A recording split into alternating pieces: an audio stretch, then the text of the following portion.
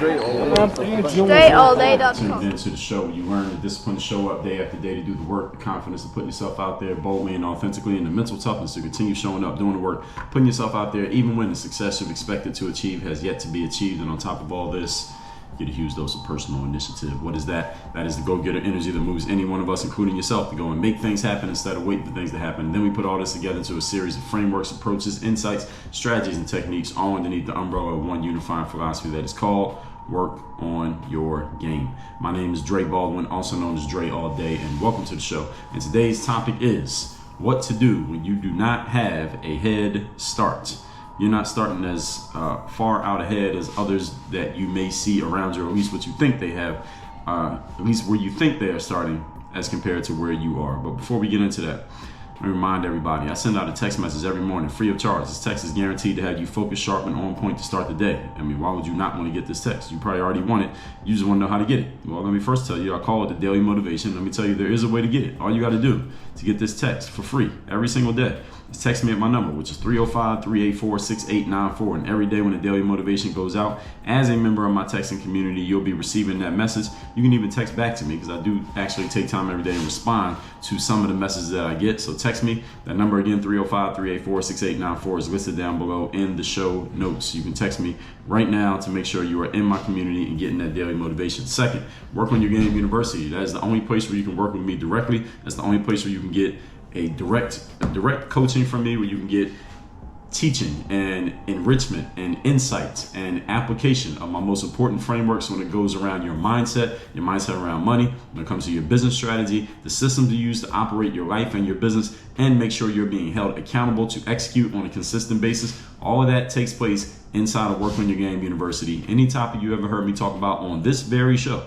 or text about in my text community, I have deep training on, and you can get coached directly by me on inside of Work on Your Game University. But you must be a member of the university to get access to any of that. There is no other way in. There is no backdoor. There is no alternative route. You have to be a member of the university. So go to workonyourgameuniversity.com. That link is also down below in the description for you to get into the university. Very simple process as well. Now, with all that said, let's get into today's topic, which is what to do when you don't have a head start.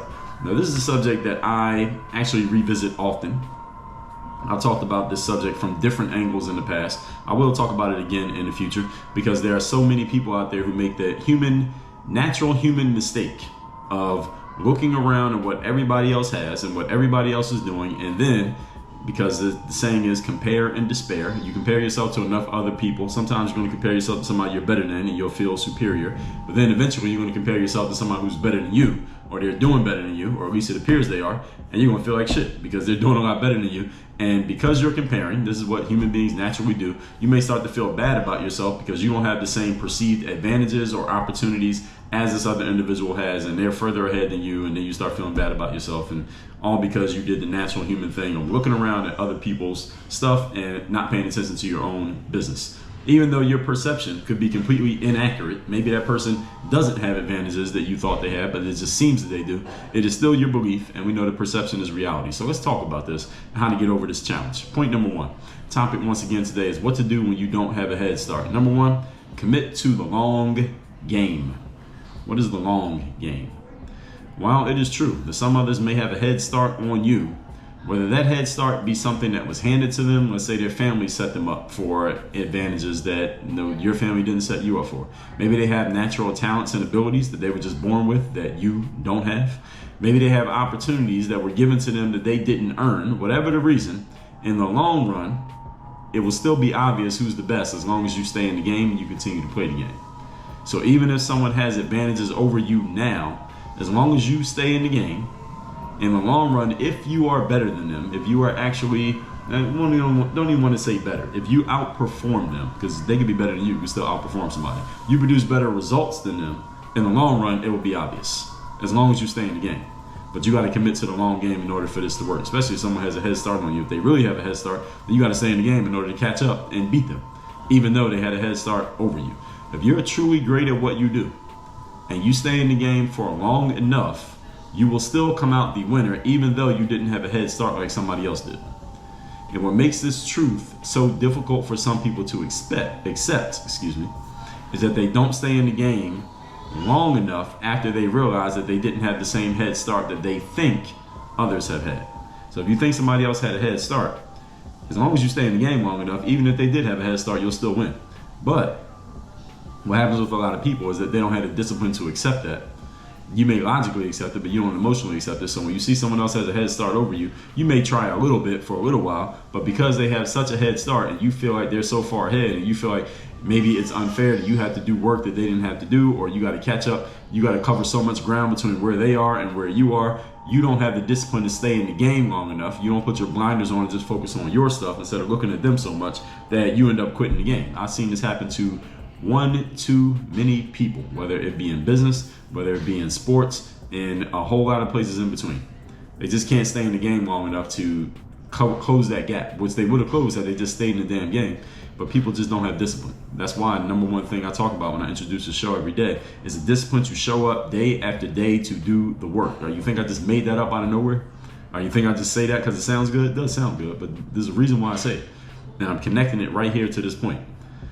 So it makes it difficult for other people to accept this, again, because they see that head start and they end up quitting on themselves. And quitting on themselves. They don't really quit on the game. They quit on themselves. So they can't stay in the game. The game keeps going. It just goes on without you. And a lot of people quit on themselves because they just don't have the discipline to say, okay, somebody's ahead of me. They got an advantage over me right now. But as long as I stay in the game, I'm going to close that gap. Many people say that. They pay lip service to that idea. But then you look at their actions and they're not actually doing it. This is why I preach discipline. This is why 2 books that I talk about all the time. The Mirror of Motivation, The Third Day, 2 books that I give you for free. All you got to do is cover the shipping.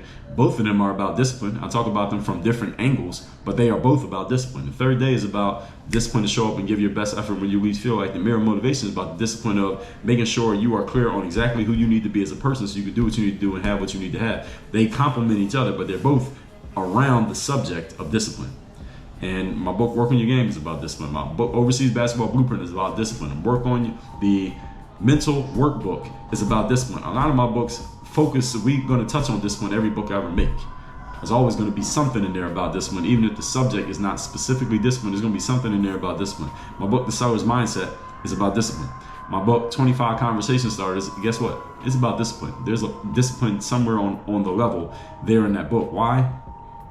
Because discipline is the number one internal, intangible factor that separates the winners from the losers, the professionals from the amateurs. Is discipline. Not confidence, discipline. Confidence is a result of discipline. And discipline is a result of structure. You see how all these pieces go together. Point number 2. Today's topic, once again, is what to do when you do not have a head start. Number 2, keep giving yourself chances to win. One simple way to give yourself chances to win is to just stay in the damn game. That's it. If you just show up every day and do your job, as I talk about when I introduce discipline every day on this show, you're staying in the game and you're giving yourself chances to win. If you show up every day and do your job, eventually somebody's going to see you doing your job and you're going to get your number called. You're going to get your opportunity, and now you show what you can do, and who knows where that can take you. But you got to be in a room. You got to be visible. You got to be somewhere that you can be found. You must be findable and discoverable, as we said. So we just talked about this in point number 1. Are you staying in the game? What game have you stayed in for a long enough time to get yourself found? That's a question for you.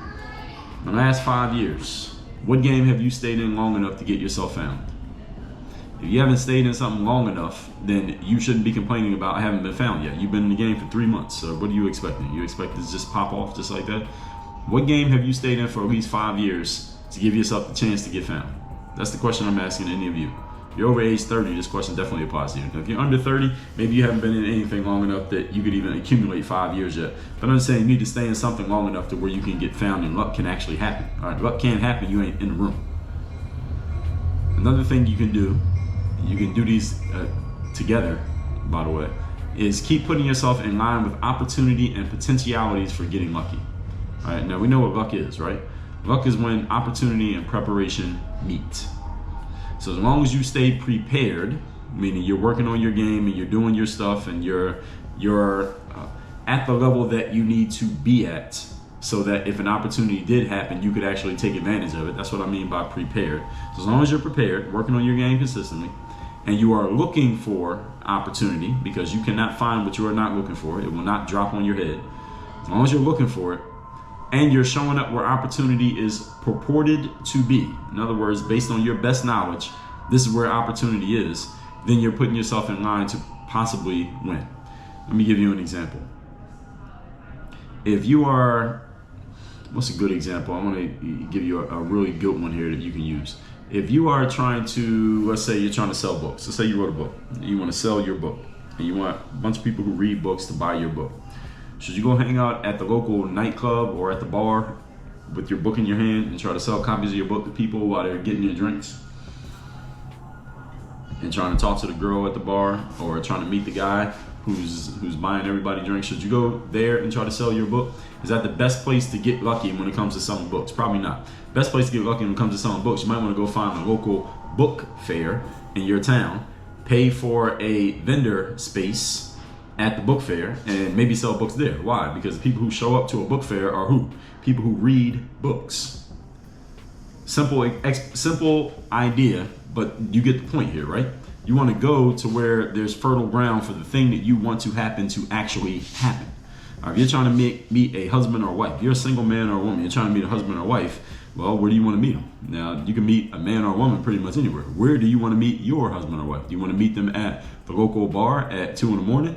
Is that where you want to meet your future husband or wife? I'm not saying they might not be there. It depends on your preferences. Is that where you want to meet them? Or do you want to meet them at a business networking event? That's a black tie, gown and suit type of event. You want to meet them there? I know some couples who met that way. Do you want to meet them at Whole Foods? Do you want to meet them at a yoga studio? You want to meet them in a Pilates class? You want to meet them at CrossFit? Do you want to meet them at, maybe a friend of yours is getting married and you go to the wedding because you want to meet other singles who might be at that wedding? Where do you want to meet this person? All right? What type of person are you trying to meet? You trying to meet a person who's at the bar at 2 a.m? You want to meet a person who's at CrossFit at 5 a.m? All right, these are conscious decisions that you need to make about who do you want to be around, and also it's conscious decisions you want to make about what kind of luck are you trying to have happen to you, because there's good luck, there's bad luck. All right, so what kind of luck are you trying to have happen at 2 a.m? What kind of luck are you trying to have happen at 5 a.m? All right, depending on what you're doing. Hey, that might be the same night, depending on some of y'all, depending on what you're doing. The whole point is you want to put yourself in line with opportunity and potentialities for getting lucky. So when it comes to the luck that you want to happen, the thing that you want to happen, where is it happening? Where are the people who are already doing that thing? Where are they gathering? Where are they showing up? You need to be there. That's what you need to do. If you want to get into the business of professional speaking, you probably want to find out, where do a whole bunch of professional speakers hang out, and how can I make sure I'm in that room? Is there a conference? Is there an event? Is there a gathering? Is there some kind of mastermind that I can buy my way into? How can I get in the room where all of them are? Now, again, you don't even need to meet all of them, but you want to be in a room where all of them are, because if you're in a room with all of them, you could at least meet 10 of them, right? If there's 1,000 of them in a room, can you meet 10 people? Can you shake 10 hands over the course of a 3-day conference? You could probably shake 10 hands in an hour. You get what I'm saying here? So you got to go to where the luck could possibly happen for you. And the world is very vast. All right, there are people gathering all over the world at different times, at different places, for different reasons. You need to figure out who are the people that I want to meet, where do they gather, why do they gather, and how can I be in that room? That's a way that you can get luck on your side. That's one way. I'm just giving that as an example. But you got to put yourself in a position to win. If you're a singer, for example, you should show up to open mics and auditions, because that's where you could possibly get lucky. If you're an athlete, you should show up to competitions and places where you could play against other competitive players. If you're a publisher, for example, you should be publishing as much high quality material as possible so you can get seen, heard, and known. You could possibly get found by somebody who might be interested in what you're publishing. All of these are opportunities for you to get yourself seen, but you have to be where the eyeballs that you want are at. And this is a strategy point. This is a strategic thing. And I coach people on this inside of Work on Your Game University. If you have not joined the university yet, go to workonyourgameuniversity.com. Point number 3. Today's topic, once again, is what to do when you do not have a head start. Number 3, stop looking around at everybody else and focus on your journey and your process.